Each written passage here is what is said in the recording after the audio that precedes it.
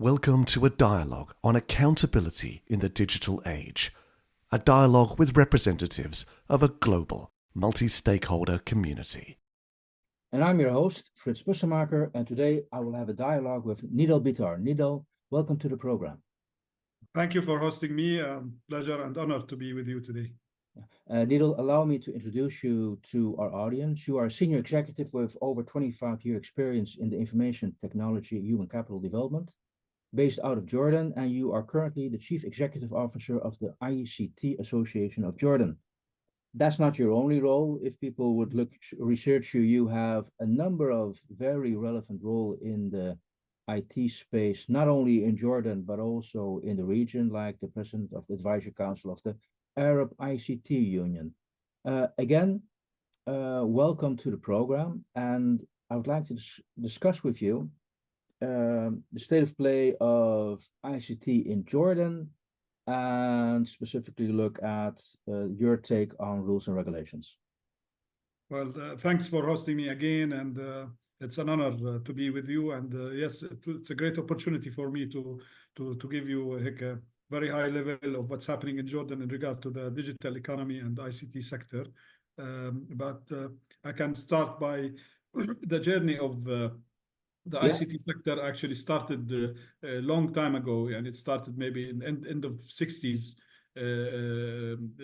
by having many institutions that were supported by the government and the Royal Hashemite Court.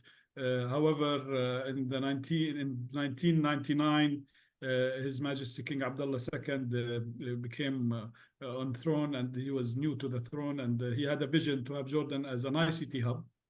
So he requested from all the ecosystem players to come up with a roadmap of how we can make Jordan a regional ICT hub. So a royal initiative called REACH at that time came up with so many action items.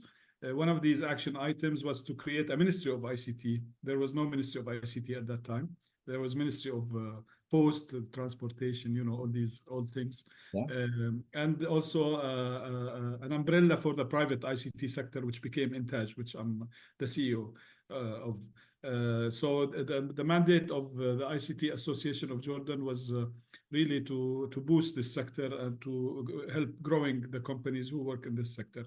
However, if you want to take a look at what was happening at that time, the export was really minimal. The revenue from the sector was really minimal, and even the engagements were very minimal. There were a lot of maybe all the technology was imported at that time. No export, no local. There were, of course, some, but not with what it is right now. Now we have totally different. The companies were in tens. Maybe 50 companies work in the sector in 1999. Now we have around 2,000 plus tech companies who work in different areas with different sizes, from system integrators to IT outsourcing to large, medium, small companies with IPs.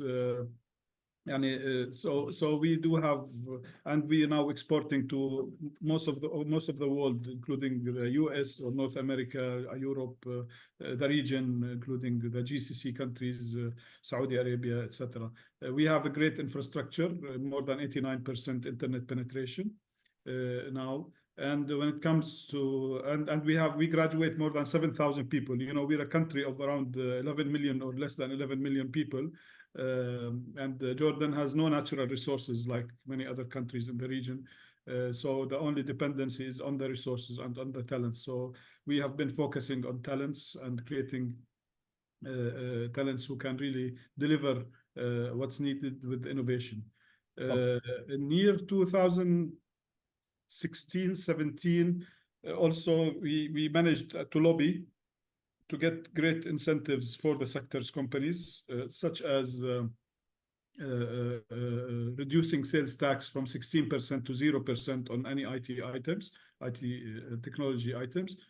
Export tax is now 0%. Even the income tax on certain technology services and solutions is 5% instead of 20%. So this also contributed to boosting the sector more and more. And now Jordan has been positioned as a great hub in the region with great reputation, and many other e-services and digital transformation projects in the region were adopted or were implemented by Jordanian tech companies. Yeah, and Nidal, and Nidal, and actually I can confirm that because I was in Jordan a couple of years ago as a tourist with my family, and I was actually amazed by the digital infrastructure which was provided. I mean, a great you could say telco infrastructure. I had 4 5G almost everywhere I went into Jordan. So for me, that's also a sign of a country very much you could say on the front end of technology.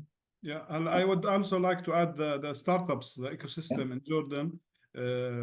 Yani Jordan has been always recognized by the region that it's a breeder of startups. So we have more than around 500 startup companies in different stages. We managed to map all of them. We know who's in fintech, who's in health tech, who's in cybersecurity, who's in AI, etc. So which stage each one of them, so we can really promote them, and we can really help them get more VCs and expand in different markets. However, because Jordan, as I mentioned, the purchase power is low, the market is small. Most of the startups, they expand in the region, and they find more VCs in Saudi countries, Saudi Arabia or UAE and others, and they became Saudi startups, or they became UAE startups. But that's fine, as long as they're, if I may call it, a kitchen or a back office, or the resources mainly are in Jordan. However, their sales office and their other services are based in these countries. So yeah, and whenever you go to countries like Saudi Arabia, UAE, you find a lot of Jordanian founders of startups in the region. One of the recent studies that was produced by the WEF, the World Economic Forum, that I think 37% of the founders of the startups in the region were Jordanians. That's a very high percentage. Which is, and Jordan is around 2% of the total region in terms of population. However, they are not Jordanian startups, they are Jordanian founders of startups. Okay, well, now I understand what you're coming. Now, I was wondering, what are the examples you as a country look at for guidelines? Which direction are you looking at to say, look, this is for me a role model? Fritz, the region is full of opportunities. Yeah. And it's a large market. I don't want to say it's a virgin market. It's mature market. It's in the growth stage. And you know, due to the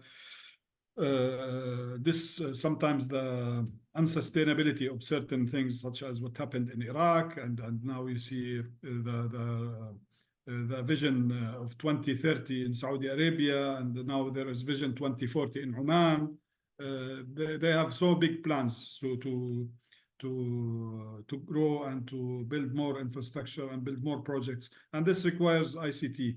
And you know, ICT is an enabler for all other sectors. So we work with sectors in tourism, in agriculture, in manufacturing, in health, and education. So the IT sector in the world actually has a huge opportunity. Yeah. This would lead us to another point where the opportunity for Jordan and for other international companies, there is a scarcity of tech resources globally, and you know this better than I. I know that, for example, in the US alone, there's a shortage of around 1.2 million developers and engineers. And same in Canada, maybe around 200,000. In Europe, all total Europe is around 1 million shortage. Jordan is taking advantage of this to have a big or a small piece of the cake. For Jordan is big, but globally it's a small piece in terms of providing IT outsourcing services for countries who really, or for companies across the world who need resources.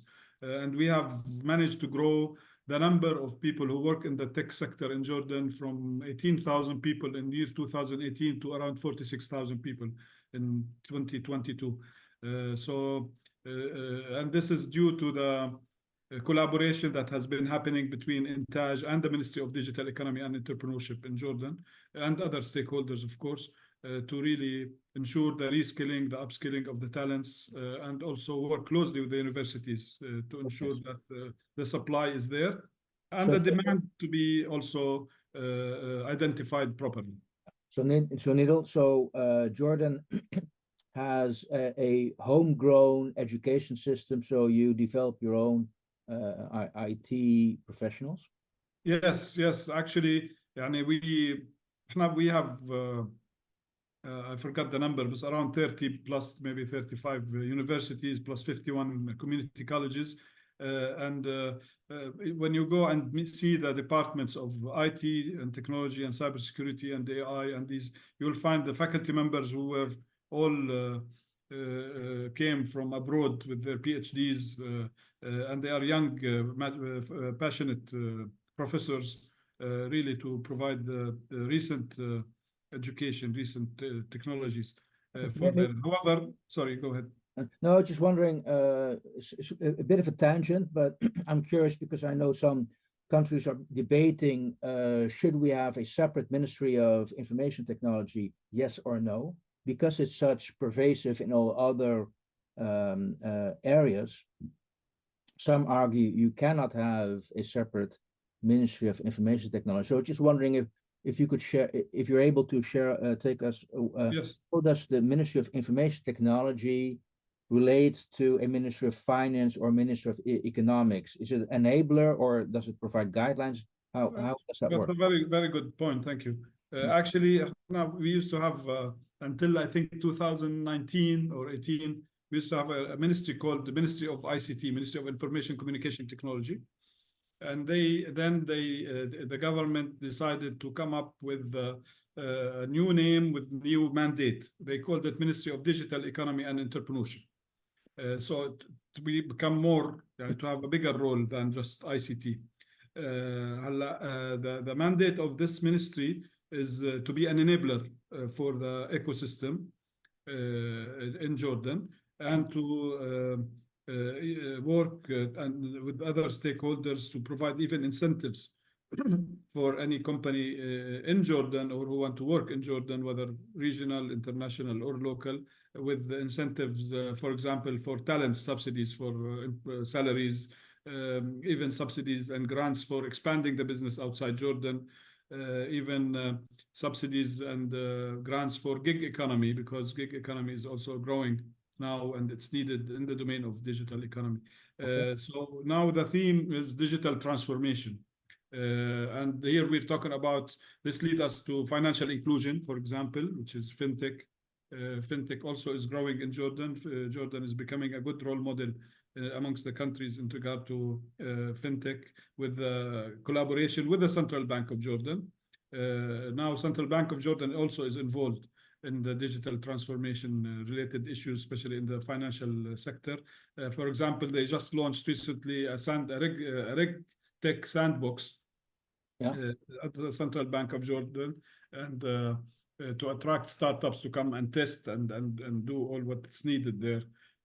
So there is a big collaboration with most of the parties in Jordan. I cannot say that we are very ideal. But, of course, I think we're on the right track. We need to take into consideration something important, that a year ago, a new vision for Jordan is called the modern economic vision. Was launched a year ago by His Majesty, and now this is 2033. So it's Vision 2033. And this vision, really, everyone is aligned, because we participated as Intaj with other stakeholders in all the workshops prior to releasing and launching this vision. So it has a very ambitious.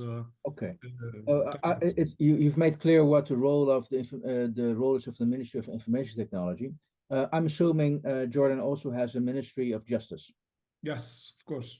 Okay, so who now is responsible for the national rules and regulations of digital technology?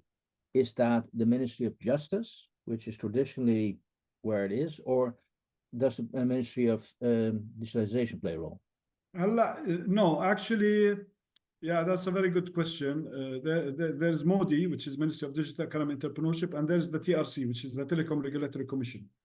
They usually issue the drafts related to laws and regulations and policies, etc. And this has to go through the channels of to be approved first of all by the members of by the Prime Minister or by the cabinet, then by the members of Parliament, then by the members of Senate, and then by His Majesty. So Ministry of Justice usually no. I don't think they have personally. That's my understanding. So okay, no. No, it's at the end anything happens, it's related to the the courts, whatever things. But usually the regulations, the policies and the laws are. For example, actually just last year, a new law called Data Privacy Law was issued in Jordan, and it's something similar somehow to GDPR in Europe. So this is a good thing. At the end, anything happens or any consequences, breaches, etc., definitely it goes to the courts. That is supervised in a high level by the Ministry of Justice. I hope I made that clear. And I understand that. Now, because it triggered me a couple of thoughts on which, okay, well, we now have this ministry looking at the digital transition of society. What's your assessment of how the general population is perceiving that? Are they embracing digital technology? Are they scared of it? What's your take? How do they view this? That's a very good question. Digital skills, different levels. There's the basic digital skills, the intermediary or intermediate digital skills, and then there's the advanced digital skills. In Jordan, I can claim that I don't have numbers, but I can say it confidently. It's more than 90% they have digital skills, basic digital skills. So everyone is using mobile apps as users, of course, such as WhatsApp, others, whatever. And social media is really highly penetrated by the citizens. So this is something very good. Office, these basic things. So yeah.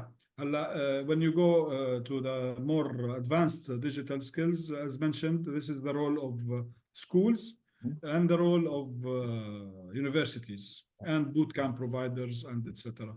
And the here, fact that 90% have some sort of digital skills, does that also mean people embrace the digital transition of society?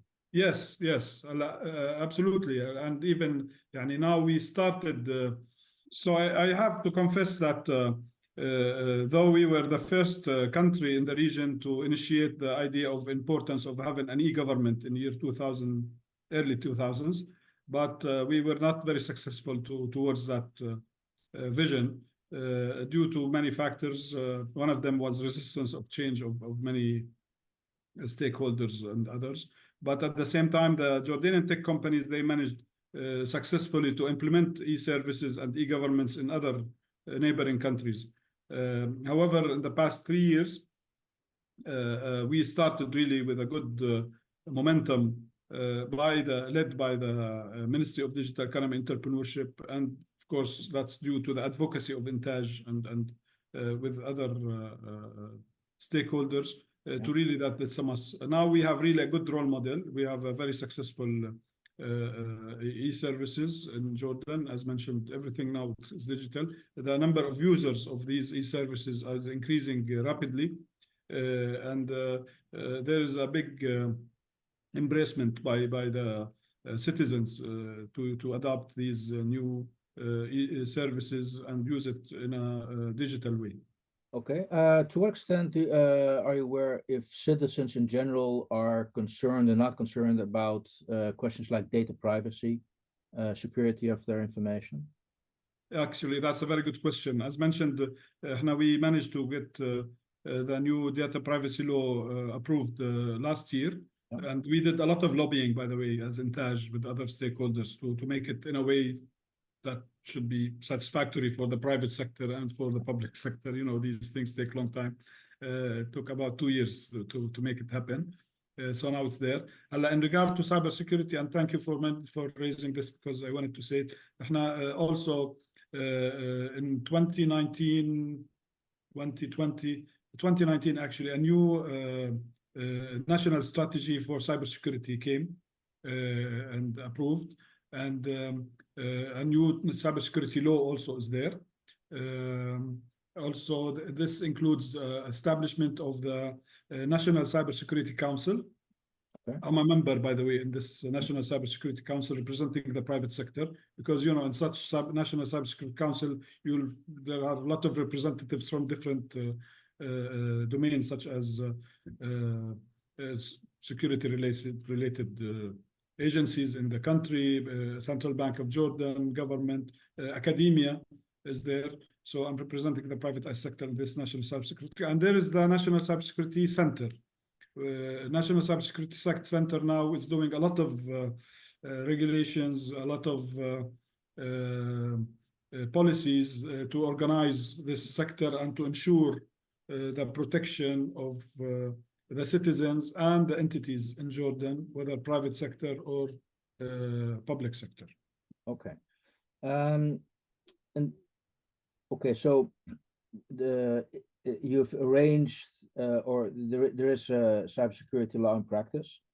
I'm assuming also that the issue on accountability is raised. Is this an issue within Jordan, and how do you perceive accountability on the international stage? Well, that's a very difficult question for me personally. Okay. However, we always work on making sure that everyone should be accountable.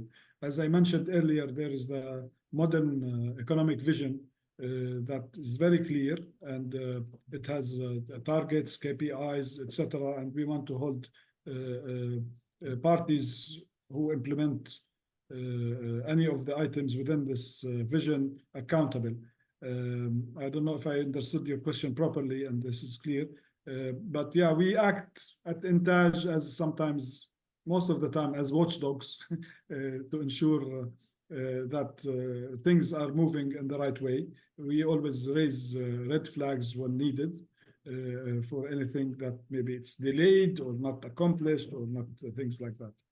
Okay. Now, I'll split up the question into two parts. First of all, what I've noticed talking around the world on how to deal with accountability. Sometimes the discussion is digital technology allows for situations which the law did not anticipate. So we have to create new laws, and sometimes there's a gap between the very fast-moving digital technology and the legal and regulatory framework. So how do we close that gap? That's one question. That's a big question. Yeah.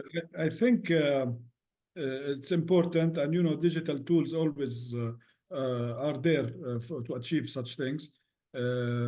But to be honest, I'm not personally involved heavily in the details of such things. So I have to be frank in this regard. Okay, no, that's fine. At least I'll share the other question with you, and maybe you can help us provide insight to who would be interested to discuss that with us. Sure. If you would Google accountability in a digital age, you will get 40 million hits. That's last time I checked, 40 million. Okay. It boils down to an OECD overview of around 600 frameworks on accountability of technology. Okay. We only have like 200 countries in the world. So basically, each country can adapt 3 completely independent frameworks. So we have frameworks, we have more than enough rules and regulations for industries, for governments. My question is, how can we make certain that we also have accountability cross-border on an international level, because then governments need to collaborate. And is there a platform, and what platform would you consider be the most appropriate platform to have those discussions? Well, actually, I think this concept in Jordan is new. Okay. So this would be very interesting for me personally and for Intaj and for maybe even our ministry to learn more about it. And I think working with you guys would be lovely to really see how to reach to such frameworks and to achieve things related to digital accountability or accountability in the digital age. But yeah, I can say that this is something relatively new in terms of framework, etc. Maybe we're doing it, but not within the best practices. But yeah, we need to learn more about it. And I think this is a great opportunity, talking to you, Fritz, about it and learn more about it. So, well, that's definitely where we aim to help is, well, first of all, act as a catalyst to have the discussion. And secondly, when people are interested in the discussion, point them to what are the places where you can learn how other organizations and countries are having that discussion and finding solutions. So that's definitely the role we want to play. yeah, it would be amazing, actually. Yeah, we can discuss this in details later on. Yeah, sure. Now, maybe a couple of final questions. So far you described a world, a Jordan, very well in front of the game in the region when it comes to implementing digital technology and helping to provide that digital transition. How does your ideal world look like? Where would you put effort in to make certain that that world you're seeking will remain safe? Are there enough rail guards in place that we will basically have sustainable digital technology? Well, actually, I think the role of WITSA is very important. Mm-hmm. And there is the AI now is really dominating all the other technologies. And I know that there is a framework for ethics related to AI was released by WITSA, and we are promoting that actually, and it's very important. And I think it's really an ideal world should be really protected from any unethical use of the new technologies, because technology might be used for good things, might be good for, of course, destructions and evil related things. Because I saw on the website that about 63% of the Jordanian IT companies are incorporating AI in their products and services. Yes, so yes. Huge implementation. And this is, by the way, within the past 2 years, 3 years, only, because also there was recently, during the past 3 years, a new national AI strategy was launched. We were part of it, and many other stakeholders from all sectors. And we are very keen to ensure that this strategy and all action items within it are executed as planned, and we are on the right track in this regard, especially with academia. Because we need really to graduate people and talents who possess such skill sets, and also ensure that AI is used to the good things. Okay. When you have so many companies picking up AI, last couple of questions, Nidal. Is everybody who is invited at the table to ensure that it does meet your ethical criteria? Well, you can say everyone, and it's not just the Telecom Regulatory Commission. It's not just the the Ministry of Digital Economy and Entrepreneurship. It's all other ministries and academia, as I mentioned. They have big role. Private sector and chambers who represent other sectors. We also have civil society, NGOs. Exactly, that's what I mean. Chambers, civil society organizations, So we really believe that it needs a collaborative effort without any compromise. We have been successful in creating good awareness thing, and everybody now is talking about AI, which is a good start. However, we need to take it to that second level of really ensuring that this technology and other technologies are used for the benefit of the citizens and towards the prosperity of the country. Okay. Related question. If you come to a consensus about what's acceptable and not acceptable on an ethical level, could it be that what the consensus you reach in Jordan could differ from the consensus maybe Europe or America or other parts of Asia would have? And if that's the case, will it create an issue because you have then different ethical values? Well, that's another difficult question. I think that data privacy is something very important. Cybersecurity, again, the ethical use of AI, that's very important for us. At the same time, we need to take into consideration that the INTAJ, our ICT association, is really serving its member companies to grow. And to penetrate new markets and to expand in the markets they are existing, and that's our mandate. Now, by the way, we provide them with a market intelligence portal that supports their decision making when they go to any market or when they want to grow in any other market. We provide them with special reports about the ICT sector in Saudi Arabia in details. What's happening in EdTech, what's happening in FinTech, what are the opportunities, what are the gaps, who are the main players. So this is very useful, and this is new, by the way. We are so proud of it. It started just a year ago, and it's helping them a lot because, you know, when, especially in our sector, most of, and this is in Jordan, mainly maybe in other parts of the world, the founders of the tech companies, they are tech people, engineers or developers. So they don't have enough business sense to grow the company, and they either stay small due to that reason, or they become more mature, or they partner with other business minded people to grow. But in general, most of the companies in Jordan are SMEs, and they need support in growing their companies and take it to the second level. And that's what we are doing through providing them with proper information, through connecting them with the programs that really can help them expand and their horizon and think strategically rather than being stuck in the day-to-day operation. Okay.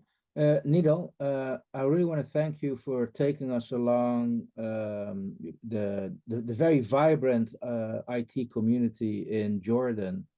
And how you deal with regulatory issues.